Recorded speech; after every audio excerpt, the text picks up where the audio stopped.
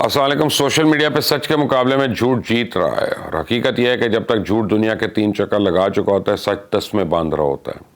سیاسی رہنما، جماعت اور ان سے منسلک ٹرولز اور پروپیگنڈا گروپس کی جانب سے جعلی خبروں کا پھیلاؤ جدید دنیا کا ایک اہم مسئلہ ہے، جس کا شکار پاکستان بھی ہے۔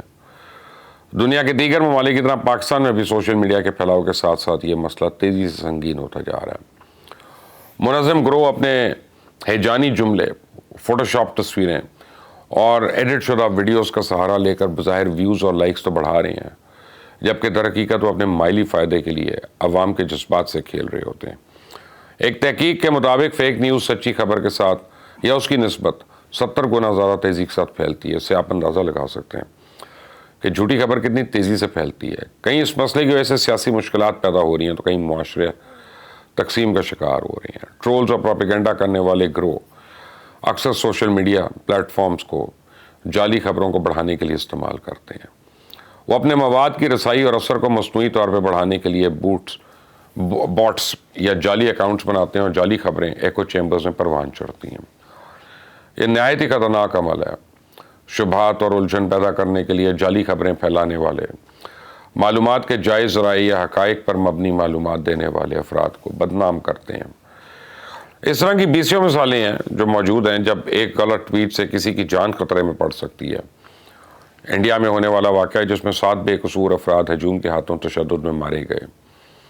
صرف ایک افواہ تھی کہ بچوں کو اٹھا لے جانے والا کوئی گروہ سرگرم ہے، تو لوگوں نے اس کو سچ سمجھ لیا۔ اب ان افراد اس میں گرفتار بھی ہوئے، لیکن مرنے والے تو 7 افراد جو ہیں وہ مر گئے۔ اسی طرح سے ہولی فیملی ہسپتال میں انسانی خون پینے والی لیڈی ڈاکٹر کو نوکری سے فارغ کر دیا گیا۔ یہ ایک ایسی فیک نیوز تھی جس نے نہ صرف ایک لڑکی کی زندگی بلکہ اس کے پورے خاندان کو ذہنی طور پہ بری طرح متاثر کیا۔ بعد میں انکوائری کمیٹی نے ان افواہ اور جھوٹ قرار دیا، لیکن اس جھوٹ نے اس لیڈی ڈاکٹر کے مستقبل کو تو ہمیشہ کے لیے ختم کر دیا۔ جعلی خبروں کا مقابلہ کرنے کے لیے لوگوں کو غلط معلومات، حقائق کی جانچ کے ذریعے اور پروپیگنڈا سے بچنے کا طریقہ سکھانا ضروری ہے۔ جعلی خبریں بہت تیزی سے اور بہت دور تک پھیلتی ہیں، اور حد یہ ہے کہ صحیح خبریں بھی ان کے سامنے ختم ہو جاتی ہیں۔ 30 لاکھ افراد کی 1.25 لاکھ سے زیادہ ٹویٹس پر تحقیق کے بعد تحقیق کرنے والوں کا دعویٰ ہے کہ جعلی خبریں زیادہ تیزی سے پھیلتی ہیں۔ سوشل سائنسدانوں کا خیال ہے کہ یہ نتائج فیس بک اور یوٹیوب سمیت سبھی سوشل میڈیا پلیٹ فارمز کے لیے صحیح ہے، کیونکہ جو چیز ٹویٹر پہ تیزی سے پھیلتی ہے وہی چیز فیس بک اور یوٹیوب پہ بھی اسی رفتار سے پھیلتی ہے۔ مثال کے طور پہ انور مقصود اور مولانا طارق جمیل ہمارے ملک کے 2 بڑے نام ہیں۔ ان کے حوالے سے اکثر ہم فیس بک پہ خبریں دیکھتے ہیں کہ ان کے ساتھ کوئی حادثہ پیش آیا اور خدا نہ خواستہ ان کی جان چلی گئی۔ اس کے بعد ان کے ویڈیوز آتی ہیں جس میں یہ اپنی خیریت سے متعلق لوگوں کو آگاہ کرتے ہیں۔ تو یہ انسانی مزاج کی کمزوری ہے کہ وہ ایسا مواد پھیلائے۔ افواہیں پھیلانا یا ان پہ یقین کر لینا انسانی مزاج کا حصہ ہے، اور سوشل میڈیا سے انہیں ایک ذریعہ مل گیا۔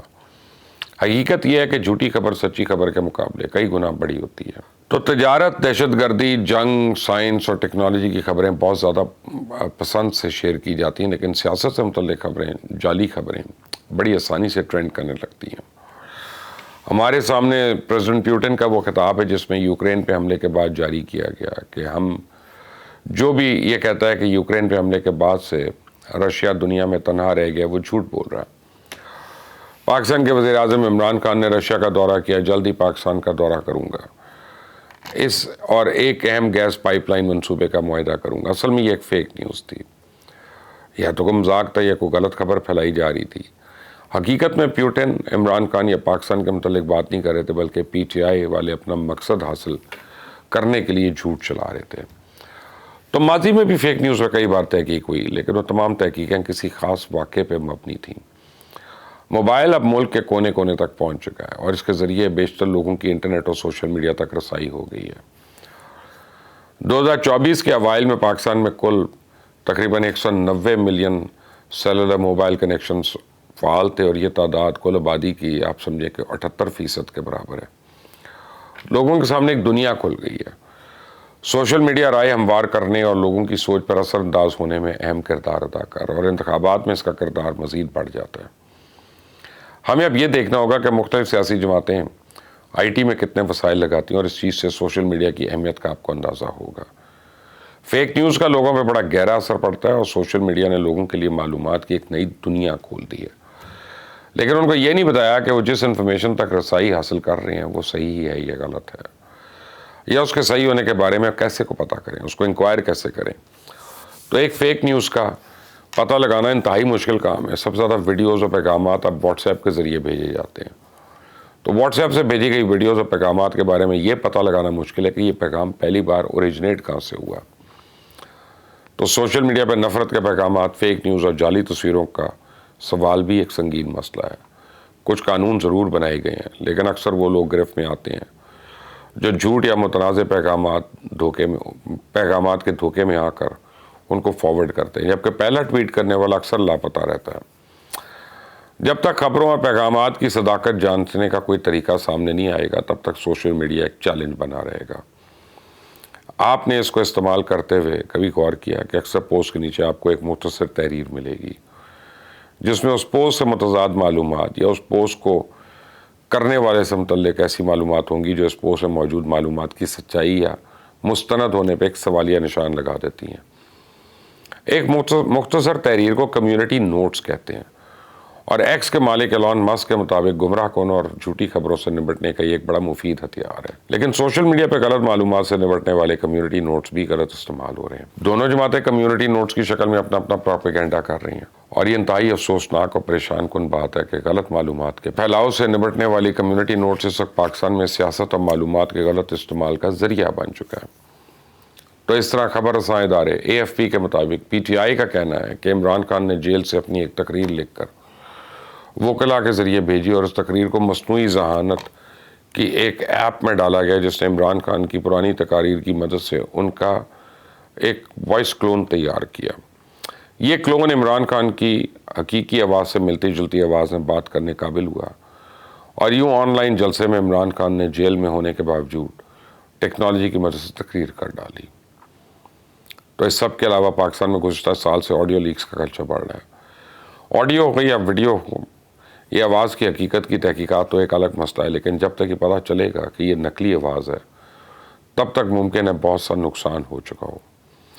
تو ایک تحقیق کے مطابق پاکستان میں نوجوان فیس بک اور ایکس سے زیادہ یوٹیوب اور ٹک ٹاک استعمال کر رہے ہیں، اور شہروں میں نوجوانوں کی بڑی تعداد انسٹاگرام استعمال کرتی ہے۔ دیہاتوں میں ٹک ٹاک پہنچ گیا۔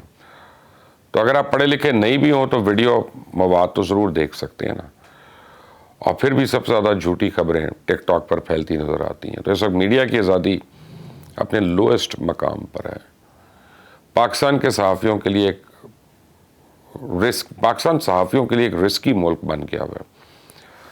جرمنی میں 2017 میں قانون سازی کی گئی تھی جو ڈیجیٹل پلیٹ فارمز کو نفرت انگیز تقریریں اور غلط معلومات کو ہدف کرنے پہ مجبور کرتی تھی۔